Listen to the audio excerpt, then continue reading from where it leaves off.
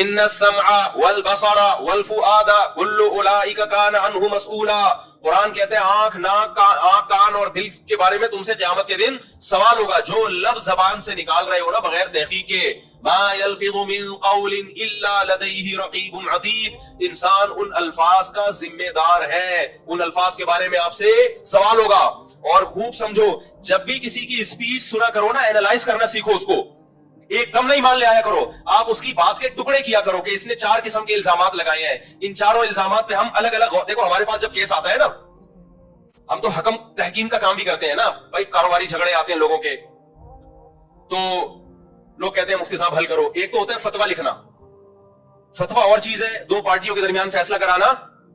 بولو الگ. فتوے کا مطلب جو آپ سوال لکھ کے دیں گے اس کے حساب سے آپ کو جواب مل جائے گا. دوسرا سوال لکھ کے دے گا بالکل الٹا, اس کو جواب اسی کے حساب سے مل جائے گا.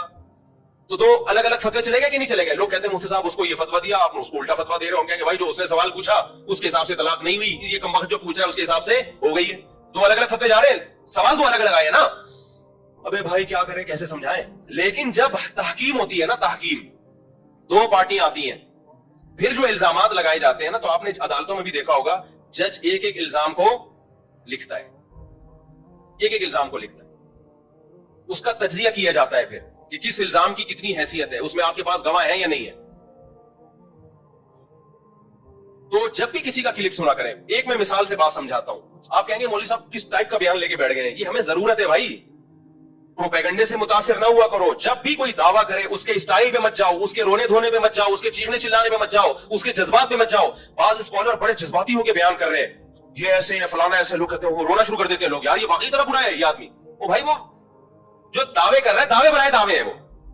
میں اکثر ایک واقعہ بیان کرتا ہوں, حضرت عمر کا دور حکومت تھا, کوئی جج تھے, ان کی عدالت میں ایک عورت آئی روتے ہوئے, اپنے شوہر پہ الزام لگا رہی تھی, میرا شوہر ایسا ہے, میرا, بہت رو رہی تھی. تو جو کمرہ عدالت میں لوگ بیٹھے ہوئے تھے, انہوں نے جج سے کہا کہ جج صاحب یہ عورت بڑی مظلوم ہے, آپ اس کے حق میں فیصلہ کریں. تو انہوں نے کہا بھائی رونا مظلومیت کی دلیل نہیں ہے. جج تھے نا, ماہر تھے, وہ تو صبح شام بھگتے رہتے. انہوں نے کہا اگر رونا مظلومیت کی دلیل ہوتا تو یوسف علیہ السلام کے بھائیوں نے کنویں میں یوسف علیہ السلام کو ڈالا اور خود الٹا روتے ہوئے آ رہے ہیں. رونا یوسف علیہ السلام کو چاہیے تھا, رو کون رہا ہے؟ بھائی رو رہے ہیں. وَجَاءُوا أَبَاهُمْ عِشَاءً يَبْكُونَ, قرآن کہتا ہے شام کو ابا کے پاس آئے روتے ہوئے, رو رہے, ہائے ہمارے بھائی کو کیا ہو گیا, ہائے ہمارے بھائی کو کیا ہو گیا, حالانکہ جھوٹ بول رہے تھے. تو رونا دلیل محبت نہیں ہے, نہ آپ کے برحق ہونے کی دلیل ہے, نہ جذباتی ہونا آپ کے برحق ہونے کی دلیل ہے. تو ہماری قوم میں بڑا مسئلہ میجورٹی میں یہ ہے کہ وہ جذبات سے متاثر ہو رہے ہیں. جب بھی کوئی الزام لگایا کرے اس کو تجزیہ کیا کرو کہ یہ بول کیا رہا ہے. میں ایک مثال دیتا ہوں, چونکہ آج کل علماء کے خلاف بہت پروپیگنڈا ہو رہا ہے یوٹیوب پہ. ایک صاحب ہیں, ملحد قسم کے ہیں, ویسے اپنے آپ کو مسلم کہتے ہیں وہ, انہوں نے بڑے بڑے سائنسدانوں کی تصویریں لگائی, آئنسٹائن کی, نیوٹن کی, بڑا جو ہے نا, اور بیچ میں مولانا طارق جمیل صاحب کی, اور کہا کہ دیکھو ان لوگوں کی یہ ایجادات ہیں, یہ کام کیے اور یہ کام کیے, اور یہ حوروں کی ٹانگوں کی حسن اور جمال بیان کرتا ہے یہ آدمی. نیچے لوگوں نے کہا یار یہ دیکھو مولوی کسی کام کے, مولانا طارق صاحب نے بسا اوقات حوروں کے حسن پہ بیان کیا نا, کہہ رہے ہیں یہ دیکھو یہ ڈاکٹر ہے اتنا بڑا, انگریزوں کے ساری تصویریں نا, یہ آئنسٹائن ہے, یہ نیوٹن ہے, یہ اتنے بڑے بڑے سائنسدان جنہوں نے یہ کیا, اور ہنس بھی رہا ہے اور کہہ رہے ہیں یہ حوروں کے. تو ہماری قوم ان کو فالو کر رہی ہے, ان کو چھوڑا ہوا ہے. سمجھ میں آئی بات؟ تو لوگ کہہ رہے ہیں بات تو صحیح ہے, یہ بات صحیح نہیں, وہ آپ کو الو بنا رہا تھا اور آپ الو بن گئے. اس کو چاہیے تھا اپنی تصویر لگاتا مولانا طارق جمیل صاحب کی جگہ, اور پھر کہتا آئنسٹائن یہ کر کے گیا, نیوٹن یہ کر کے گیا, اور میں یہاں بیٹھ کے وہ کر رہا ہوں جس کو کراچی میں ایک لفظ کہتے ہیں لیکن وہ ممبر پہ استعمال کرنا جائز نہیں. سمجھ رہے؟ تو کون سا کوئی پوزیٹو کام کر رہا ہے؟ یہ بات کوئی سائنسدان کرتا نا کہ میں یہ کر رہا ہوں, میں یہ کر رہا ہوں, اور مولانا طارق جمیل صاحب حوروں کے فضائل سنا کے لوگوں کو بیوقوف بنا رہے معاذ اللہ ان کی رائے میں. تو نے کون سا تیر, تو کیا چارٹرڈ اکاؤنٹنٹ بن گیا ہے, یا کوئی تو لیب میں تو نے کوئی پانی سے چلنے والی کوئی گاڑی ایجاد کر لی ہے تو بھی تو کچھ بھی نہیں کر رہا. وہ حوروں کے فضائل بیان کر کے کم از کم زنا سے تو روک رہے ہیں نا لوگوں کو. تو آپ نے کیا تجزیہ کرنا ہے, ایسے فتنہ پرستوں سے ہوشیار رہیں, ان کو پروموٹ نہ کیا کریں. لوگ کہہ رہے تھے لوگوں نے ان سے پوزیٹو کہا, واقعی یار یہ پروپیگنڈا ہے میڈیا کا. پہلی بات تو یہ کہ مولانا طارق جمیل صاحب کے 100 بیانات میں 2 بیان حوروں کے فضائل پر ہوں گے, 98 بیان حوروں کے فضائل پر نہیں ہے. 98 میں اخلاقیات سکھائی جا رہی ہیں جو اس یوٹیوبر کے پاس نہیں ہے, کہ کسی پہ طنز کیسے کیا جاتا ہے, کسی پہ اعتراض کیسے کیا جاتا ہے. ایک اخلاقیات کا شعبہ جو مولانا طارق جمیل صاحب نے شروع کیا تھا, جو مولویوں کا شعبہ ہے, وہ بھی آپ نے ختم کر دیا. اس سے سائنسدان تو پیدا نہیں ہوں گے, تھوڑی سی جو تمیز سوسائٹی میں باقی رہ گئی ہے وہ بھی مارکیٹ سے شارٹ ہو جائے گی.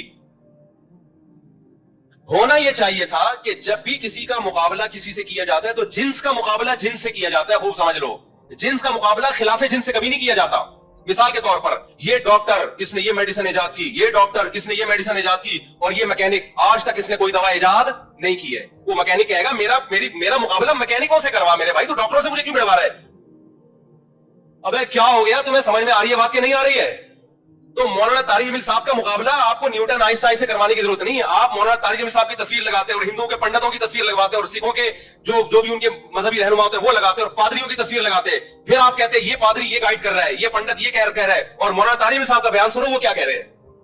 پھر ہم کہتے ہیں یہ جو آپ مقابلہ کر رہے ہو مذہبی لیڈروں کا, مذہبی, آپ مسلمانوں کے مذہبی لیڈر کو دیکھو, نہا دھو کے جمعے میں تیار ہو کے آتے ہیں, نہا دھو کے سفید کپڑے پگڑی, اور آپ ہندوؤں کے پنڈت کی تصویریں لگاؤ ساتھ میں, عیسائیوں کے پادریوں کی لگاؤ. خدا کی قسم جو گیٹ اپ علماء کا اور جو روحانیت اور چہرے پہ اطمینان ان کے نظر آئے گا, کسی کے مذہبی لیڈروں میں آپ کو وہ روحانیت نظر نہیں آئے گی.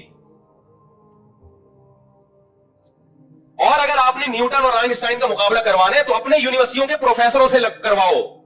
لمس یونیورسٹی کے پروفیسر کی تصویر لگاؤ وہاں پہ, آپ کراچی یونیورسٹی کے پروفیسر کی تصویر لگاؤ وہاں پہ کہ یہ کیا کر رہے ہیں اور یہ کیا کر رہے ہیں. سارا نزلہ کس پہ اتارا جا رہا ہے؟ مولوی پہ ٹھگ پوری کی جا رہی ہے اپنی.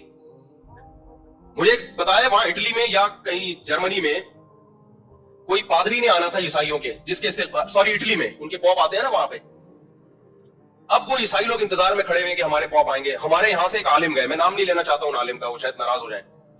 ان کا اتنا خوبصورت چہرہ, اتنی بڑی داڑھی ان کی, بڑے چہرے پہ ایک رونق. جب وہ اترے ہیں نا تو وہیں کے لوگوں نے مجھے بتایا اٹلی میں کہ عیسائی ان کو دیکھ کے حیران ہو گئے کہ یار یہ مسلمانوں کے مذہبی رہنما ہیں. یعنی وہ اپنے پادری کو چھوڑ کر کس کی طرف مائل ہو رہے ہیں؟ جو مسلمانوں کے مذہبی رہنما ہیں ان کی طرف مائل ہو رہے ہیں. تو پروپیگنڈا دیکھو کس طرح سے ہو رہا ہے. میں پھر بار بار کہتا ہوں, مجھے ان لوگوں پہ اعتراض نہیں ہوتا جو ایسے کلپ بناتے ہیں, تو پیڈ ہوتے ہیں, ان کے تو اپنے مفاد ہوتے ہیں. اعتراض آپ لوگوں پر ہوتا ہے بھائی جو ان کے پروپیگنڈے سے متاثر ہو جاتے ہیں. سمجھتے ہو کہ نہیں سمجھتے ہو؟ آپ یہ کہہ سکتے ہو کہ پھر ان مولویوں کی ہمیں ضرورت کیا ہے, جب نہ انہوں نے بلب ایجاد کیا, نہ یہ گاڑی ایجاد کر سکتے ہیں, نہ گاڑی کا پنچر لگا سکتے ہیں, یہ حوروں کے فضائل کے علاوہ کچھ بھی نہیں سنا سکتے, تو ان کی ہمیں ضرورت کیا ہے؟ مقابلہ نہ کرو آپ یہ اعتراض کر سکتے ہو. تو بھائی جو آخرت پر ایمان رکھے گا اس کو مولوی کی ضرورت ہوگی, جو آخرت پر ایمان نہیں رکھتا اس کو مولوی کی کوئی ضرورت نہیں ہے. اس کے لیے تو مولوی سے زیادہ بیکار طبقہ واقعی دنیا میں کوئی نہیں ہے.